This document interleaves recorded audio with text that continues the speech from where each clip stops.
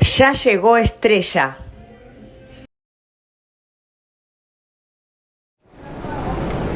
Hey everyone, welcome. It's Miami Life and Fitness. In today's video, we're going to be talking about how to get a flat stomach in 1 week. Watch, and I'm going to tell you how. Stay tuned.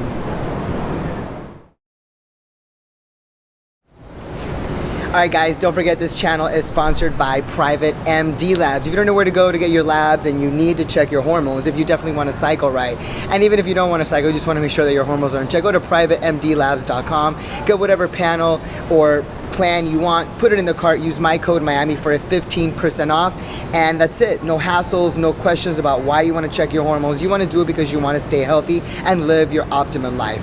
Use my code PrivateMDLabs. Now let's get right into this video because we about to get a flat stomach.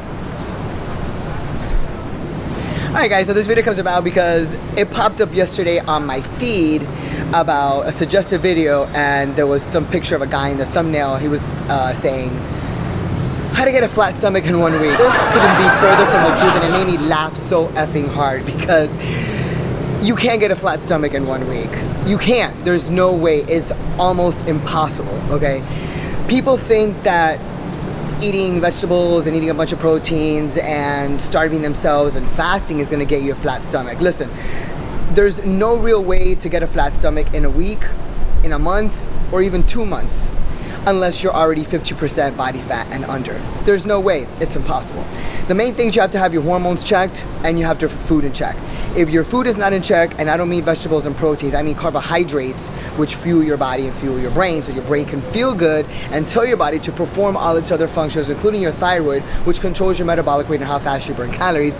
That is the key. And then having the amount of proteins with the proper consistency so that your body, which is a machine, stays consistent all day, as well as getting all the fuel that you need. But even before the food even happens, even before the food comes into play, you have to make sure that your hormones are in check. And in almost every video, I'm talking about getting lab work done, getting your blood work done, making sure that your hormones are in check, whether you're gonna start a cycle or not, whether you're 30 years old, whether you're 20 years old and just had a baby, or whether you're 50 or 60 years old.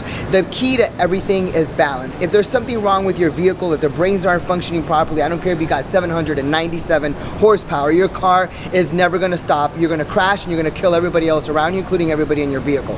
Okay, all the moving components have to be working properly, which is why your hormones need to be balanced before you even think of starting a diet, starting a nutrition plan, starting a lifestyle change, starting an anabolic cycle. All these things need to be in play before you even begin, because you can be eating perfectly all year round, but if your estrogen is out of whack and you have the testosterone level of a 70-year-old, none of it will matter, and you're going to be wasting your time and your body will never change, and you're going to continue to store fat.